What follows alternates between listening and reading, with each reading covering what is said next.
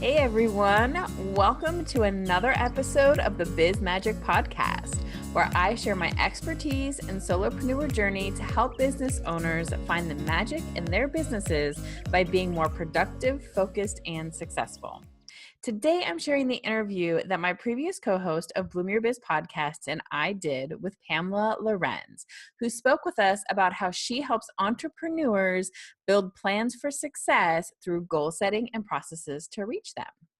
I am Patty Meyer, the founder of BizMagic, where I help entrepreneurs, solopreneurs, and small business owners clear their plates so they can get back to doing what they love, running their business. And with that, I hope you enjoy the interview. Okay. Again, today we are welcoming Pamela Lewerenz, the Brick Wall Coach.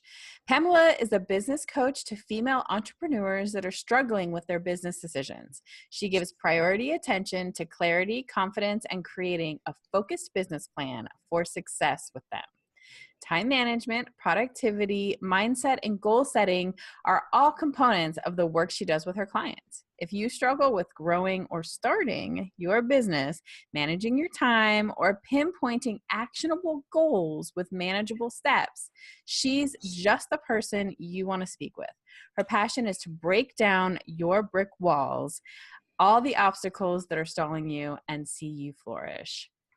So today we're just going to dive right in and have a conversation with Pamela. Thank you for joining us today, Pamela. It's amazing to have you come on. And how are you doing today? I am wonderful. How are you? I'm so good. Yeah, awesome. I'm happy to have you on, Pamela. Oh, thanks. Thanks for having me. This is exciting. Let's get to know you a little bit more about your business and what you've been doing. So tell us a little bit about how you started your business, the Brick Wall Coach. All right. Well, this has a really interesting background to it. In 2009, I started a side hustle only because somebody approached me and needed help. So what I was doing back then was administration and bookkeeping, while I held down my full-time job. And my full-time job was actually as an elected official in my town. I was the tax collector. And I had been doing that for 13 years. And on that very last year before I would have gone through another election, my husband and I went away for a 2-week vacation by ourselves. First time ever since we'd been married. 2 weeks alone. Loved it. Loved it. It was wonderful. But we went to the Outer Banks and we were there for 14 days and it rained for 13 of them. Oh. So I had a lot of thinking time. And I just woke up one morning and I said to him, what would you think if I said I wanted to open up my own business, like take this full time and not work outside of the house? And he said he absolutely would support me 100%. He loved the idea. He didn't even care about the details. So I went back home and I worked. I really hustled for a year from October of 14 until October of 15. Wow. Built it from part-time up to full-time so that when I left my job, I could be comfortable knowing I was making the same kind of money that I had been making. And it wasn't easy. It wasn't easy. Yeah. And it really wasn't easy choosing a name either. When I first started, I was doing balanced business consulting. And I liked the word balanced and didn't want to give it up. I was very stubborn. So I brainstormed for a while and wasn't getting anywhere. And then just out of the blue one Saturday afternoon, I just thought, gosh, I've really just hit a brick wall with this. Wait a minute. I could be the brick wall coach. So I'm running out to the kitchen. I'm like, I picked a name. And I say it to him and he's like, oh, you should ask people if they like it. And I'm like, I don't care if people like it. I like it.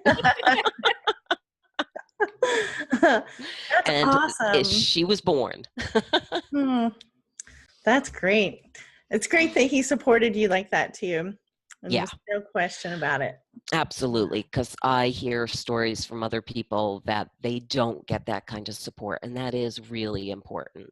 Yeah. And it takes time for you to, and it's something that's your baby in this way. And so it's really so meaningful to find a name that holds your attention and embodies everything that you're standing for and you want to do. But yet, people can understand what you're doing by the name of Yeah. it. It's a lot to think about. I don't know if It everybody is. understands. Yeah. That's Yeah. what I always tell somebody when they can't make a decision. I'm like, you need to brainstorm on it. And believe me, brainstorming is not just 30 minutes sometimes. Sometimes it's several days, several weeks. And the thesaurus is my friend. Yes. Yes. Well, yeah, tell us a little bit about your typical clientele. Like, who are they and what struggles do they usually come to you with? Well, my typical clientele is what I like to call Gen X. So it's entrepreneurs that are between the ages of 35 and 55, and they find that they know where they want to be. They're just not sure on the steps on how to get there, or maybe are just lacking some of the focus in order to get there. And those are the people that I really enjoy working with. Okay. That's great. That's me. Yeah, me too. And that's actually our clientele as well for each of our businesses. I think, I definitely have that age range. Entrepreneurs is for BizMagic, specifically my business outside of Bloom Your Biz, that's my clientele also. Yeah, that's perfect. I tell everybody it's nice when you can niche down and decide what you want to do rather than say, I'm going to help entrepreneurs, because that could be anybody.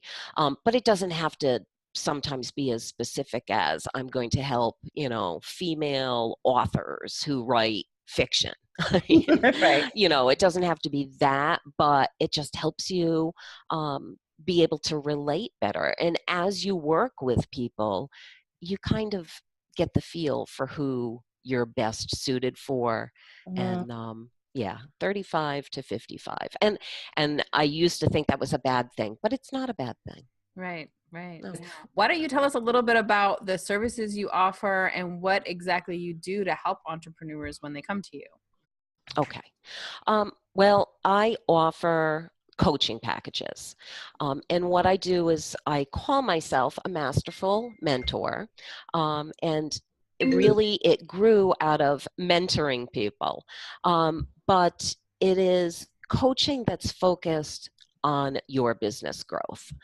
What I found with a lot of people is that they start a business, but they don't have the foundation laid out, or a solid foundation. And that really starts with the business plan, the mission statement, and taking those steps forward. So I have a one-on-one coaching package, and I also do group coaching, which is in small groups. So as the groups grow to 10, I close that group out and move to another. I'm on my third one that I'm trying to fill right now, and I don't think I'll go above 4, because it's just kind of it's hard to stagger them, at different times. Right. And those groups meet twice a month. Okay. And then I also have a brand new e-course that I am getting ready to launch in June that I'm super excited about. And being the overachiever that I am, I couldn't just pick something that was like a 2-segment thing. It's 12. So it's taken me a very long time to build this. But I'm super excited about it. And it's really just the coaching that I do with people, but a kind of a self-guided thing. And it really is a play on words, because it is a 12-step program. It's a 12-step program to building a successful business. Wonderful. Yeah. I like that whole premise of it being a 12-step program. That's cool. At first I was like, I don't think I can do this. Then I'm like, but it needs all 12 steps, so I'm going to do this. And it makes sense, because you can just relate across the board with all 12-step programs. That's really what it is building that foundation, and it encompasses so much. It's not just, I think when people are building a business, they tend to focus on one thing and forget about the rest. Right. So you're building your business and it's all business. And then you forget you need, positive mindset, and you have a family, and you have friends that might want to go out with you once in a while, and all these other aspects. So it kind of brings that all under the same umbrella. Right. Yeah. What are the biggest challenges entrepreneurs face when building a successful business? And do you have any tips to help them get past them? Well, I think it's the clarity and the confidence, and that kind of goes hand in hand. Clarity on exactly what you need to build your business and the steps in order to get there, and then you need the confidence in order to make sure that those steps are being done.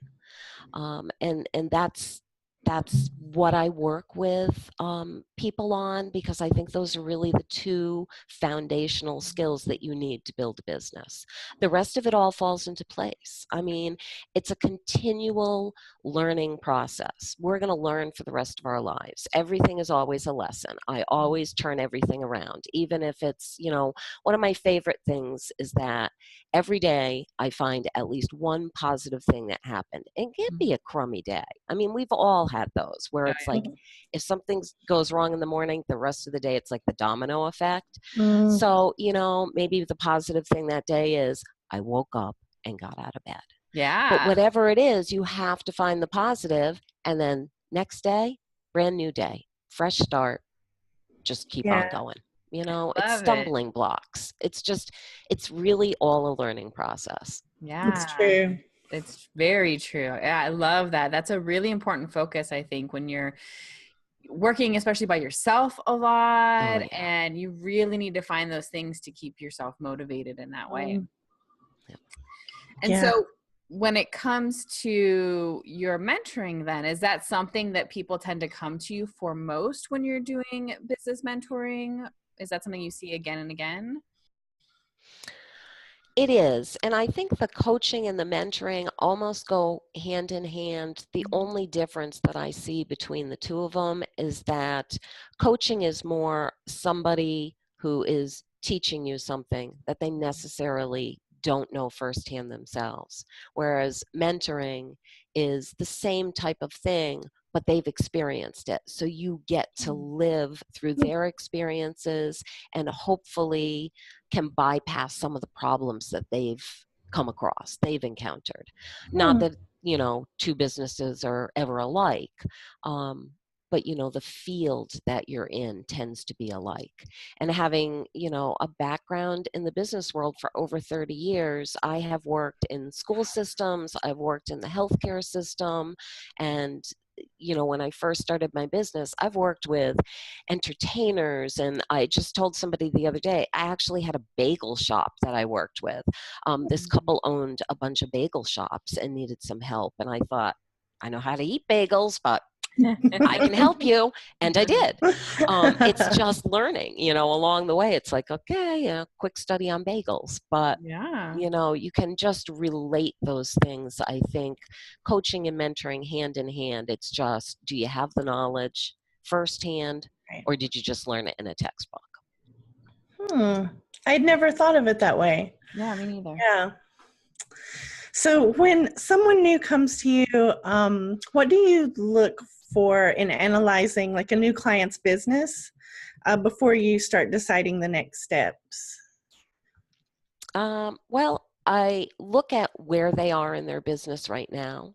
I look at where they want to go, and then I focus on what have you already implemented or what have you already tried, and then we start from there. And the very first thing I always ask somebody is, do you have a business plan? And if the answer is no, we build it.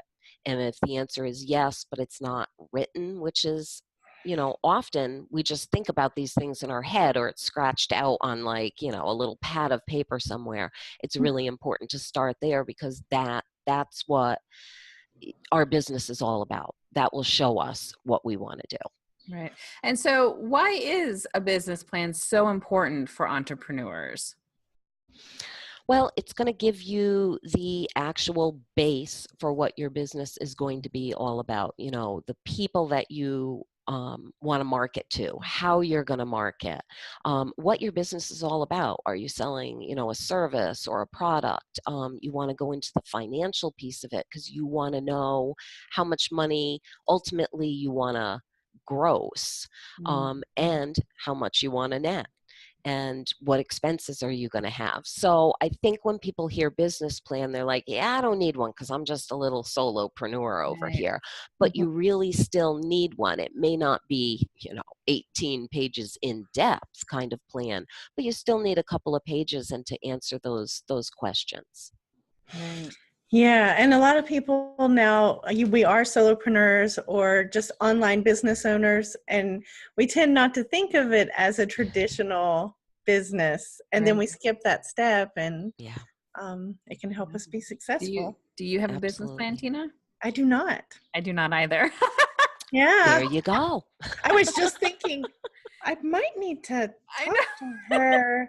I was sitting there going, it's a really good point you make. But I think that, when you were touching on the idea of a business plan being potentially 18 pages and it makes it a little overwhelming or a little intimidating, that really resonated with me, because that's kind of how I look at it as, like, you're supposed to do it, even if you are a small little solopreneur online business. But it's kind of a scary thing because you don't really know exactly what you're supposed to do, and it gets overwhelming. Yeah, it can definitely be overwhelming, and it's always helpful if you do it in, throughout the year. I run different little workshops every so often. So I'll run goal setting workshops, or I'll run this business plan workshop, similar to a webinar, except that it's a small group of people and we're actually getting the work done. And then that way you have somebody, when you reach, question 3, you're like, yeah, I don't even know where to begin with this. And we get it done, Right. That's really nice.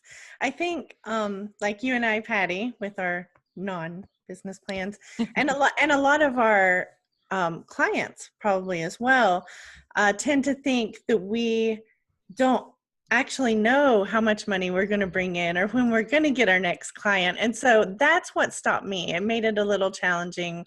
I was like, how do I even determine that? Right. So yeah, I can see that's probably an issue for a lot of us. Yeah. Right. Yeah. Well, that's okay. I have a whole formula about that. Oh, cool. Cool. So should businesses always be rethinking and rewriting their business plans as they grow and change? Absolutely. Absolutely. Okay. In January, usually is when everybody does that look back, and then they set their goals for the year. Well, I always say you have to look back at your business plan, because your business plan goes hand in hand with what those goals are, and they could change. I mean, maybe you were satisfied with making 25,000 a year, but now you want to ramp it up and you want more than that. So that all just, once you've got the framework, it's easy enough to just go back and substitute. It could even be that your niche market is changing. You don't want to deal with entertainment field anymore. Now you want to do something different. So those are all just little things to look at. Yeah. Great.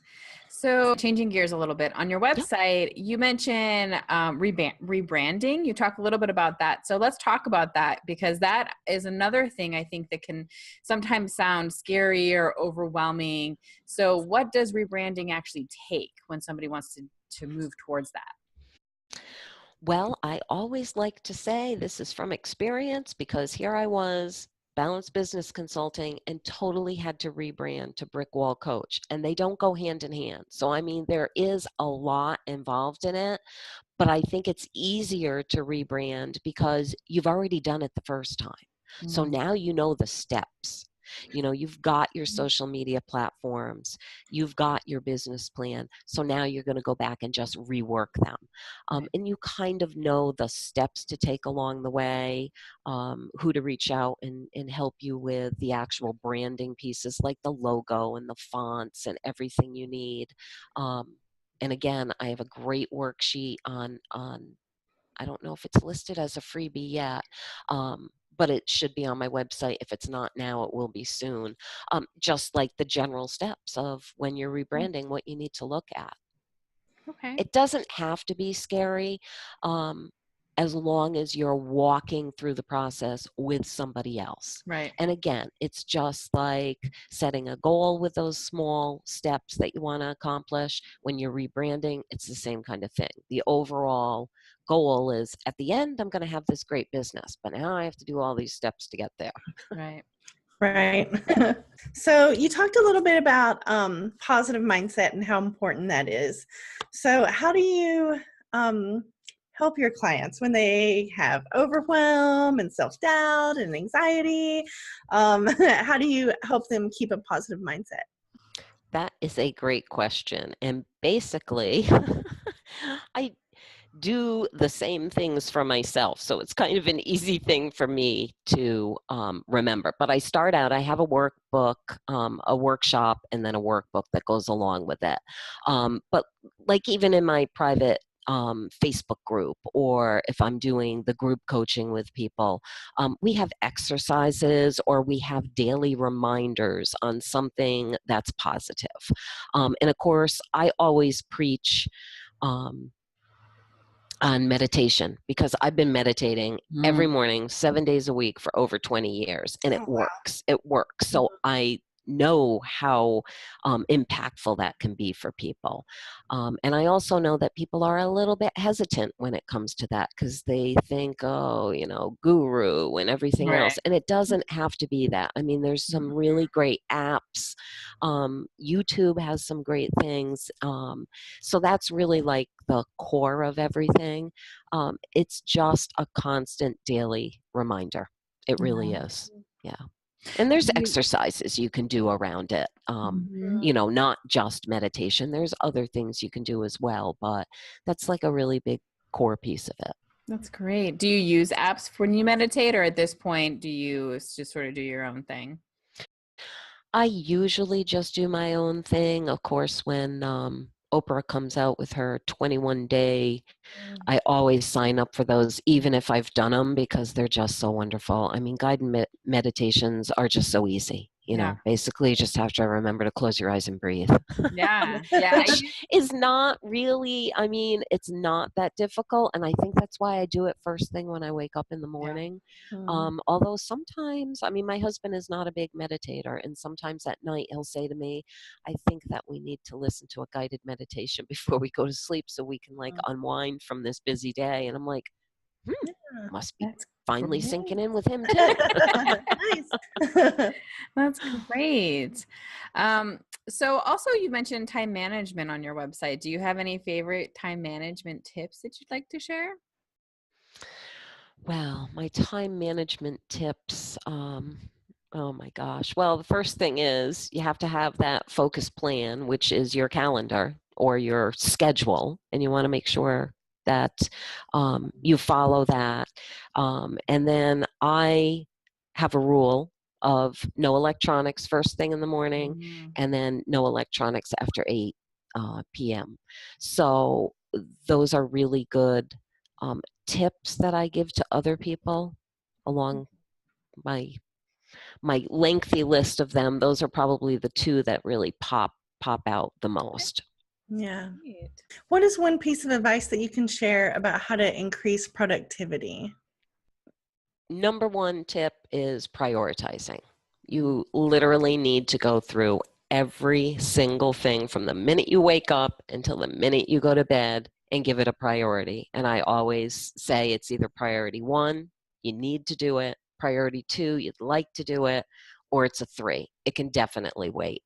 And I know that's like a really big thing, especially if you're a mom and you have smaller kids or even teenage kids, because they just throw things into the mix that you're not expecting. But yeah, prioritizing and teaching them how to prioritize along with it is really important. Yeah. That's great. Yeah. I know Tina was just we're constantly working ourselves as we each kind of get some new clients in, and it grows and it grows, and it starts to become a little overwhelming. And Tina just got this new organizer that actually has the hours and every day, as opposed to just a little box that's this big for a day. And you're like, how am I supposed to fit everything in that? And I thought, that's genius. That's what I need, because I do everything in project management online, but I'm a writer. I like to just scribble. Yeah.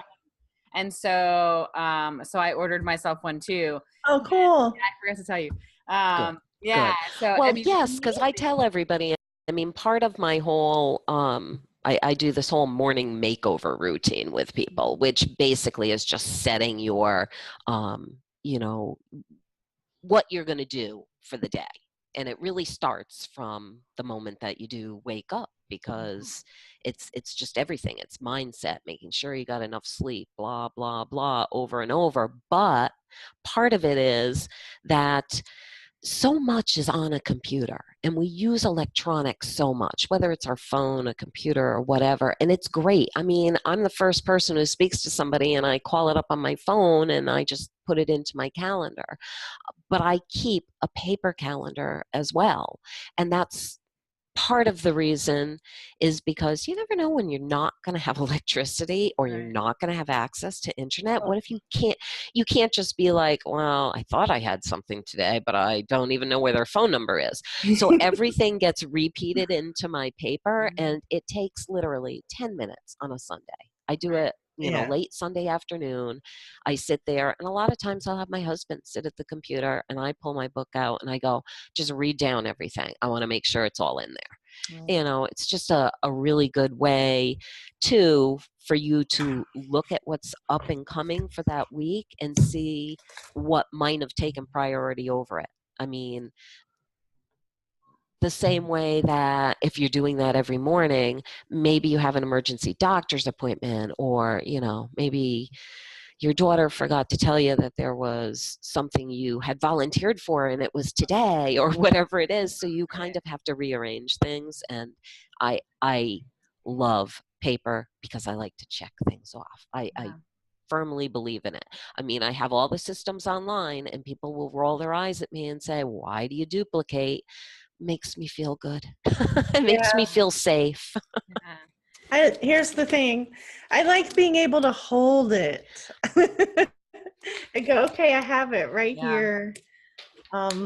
Yep, I was going to say, mine's just breathe.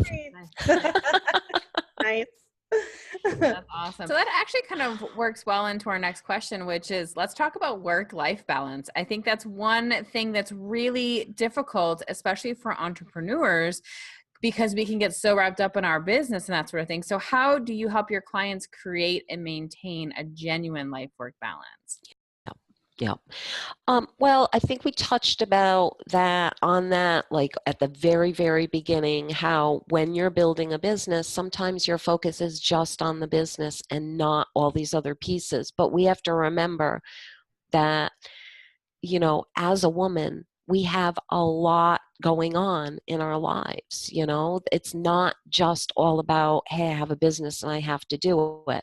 So you have to set boundaries around it, and you have to teach other people that are, impact your life on a daily basis, how to do that as well.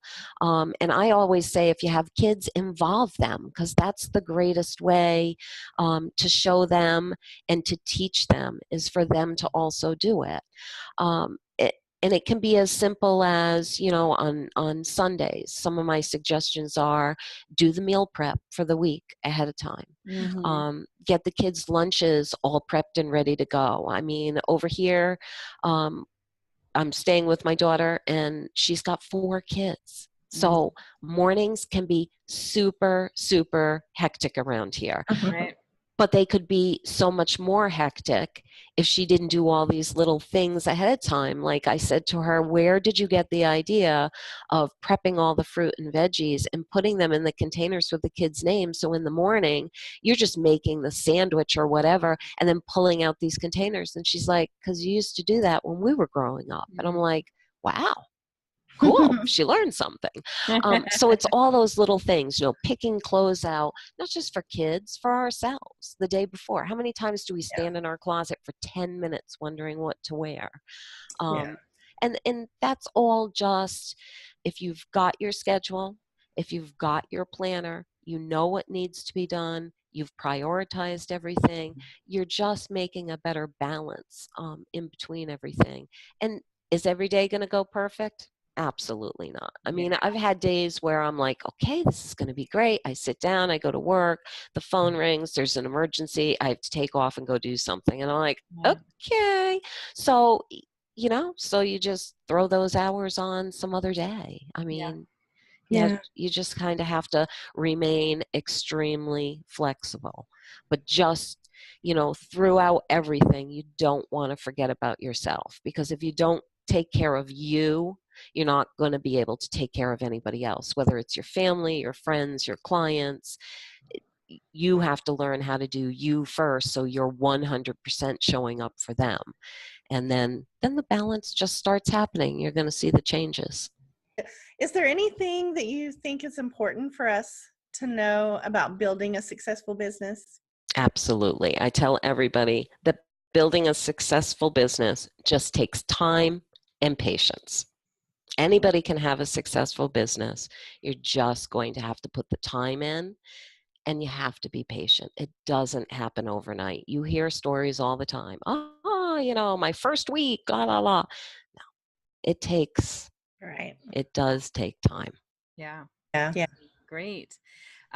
So we know we asked you early on about who your typical clients are, but what's your ideal client? This is kind of more of a fun question as well, but what is your ideal client?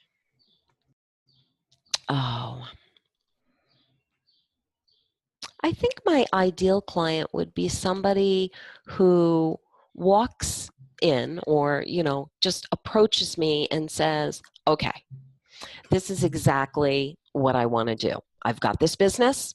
I want to build it to this point, but I'm just not sure how to get there. And I'm going to be 100% focused and with you every step of the way. I think that's probably my ideal client in the ideal situation.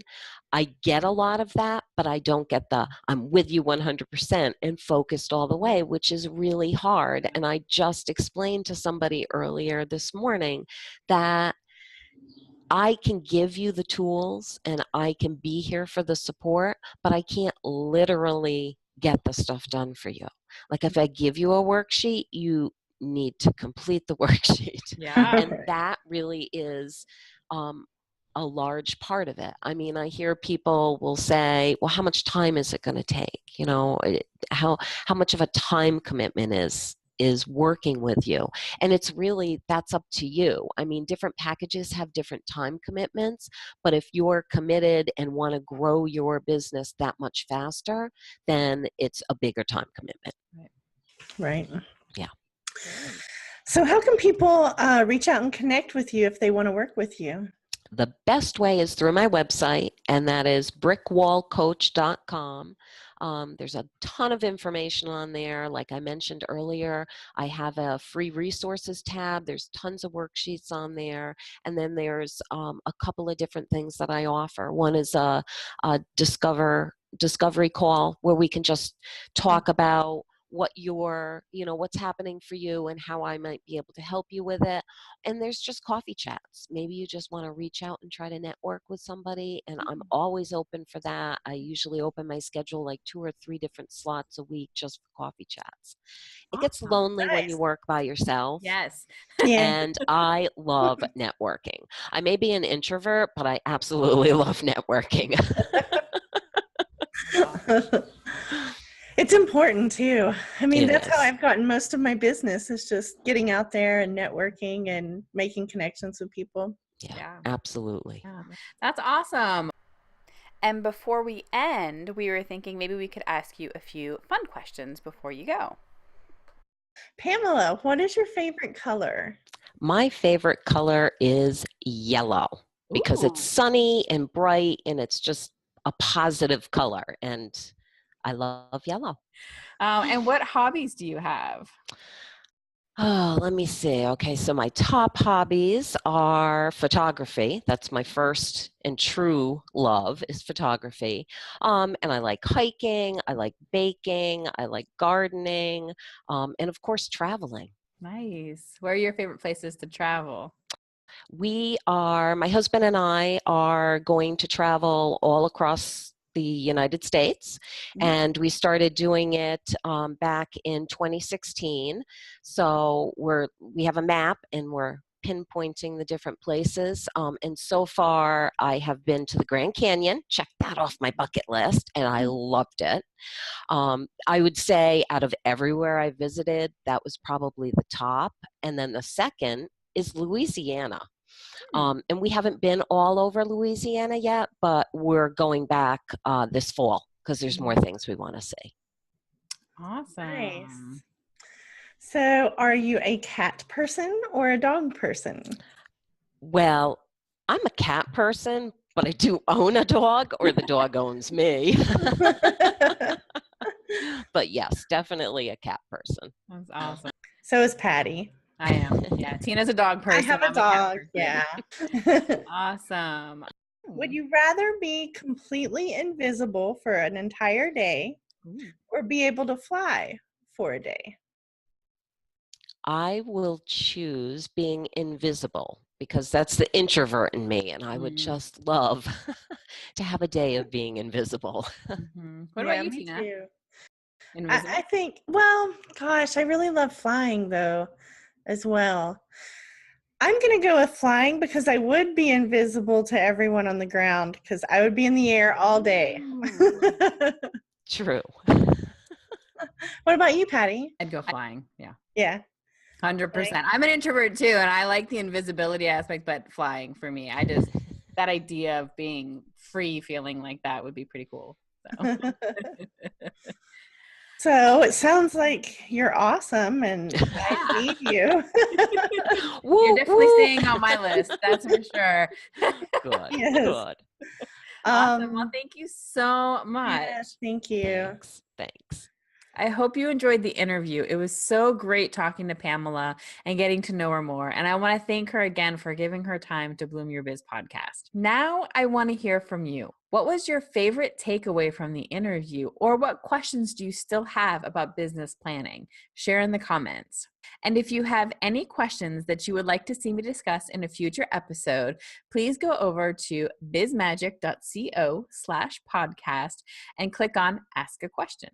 And if you'd like to be a guest on the show, you can do that in the same place, bizmagic.co/podcast, and click on Be a Guest.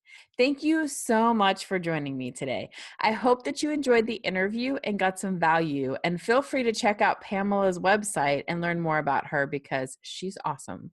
And if you like what you saw today, please like, comment, share, and subscribe. Then join me next time when I share my favorite project management tools. You don't want to miss it. Till then, keep the magic in your biz.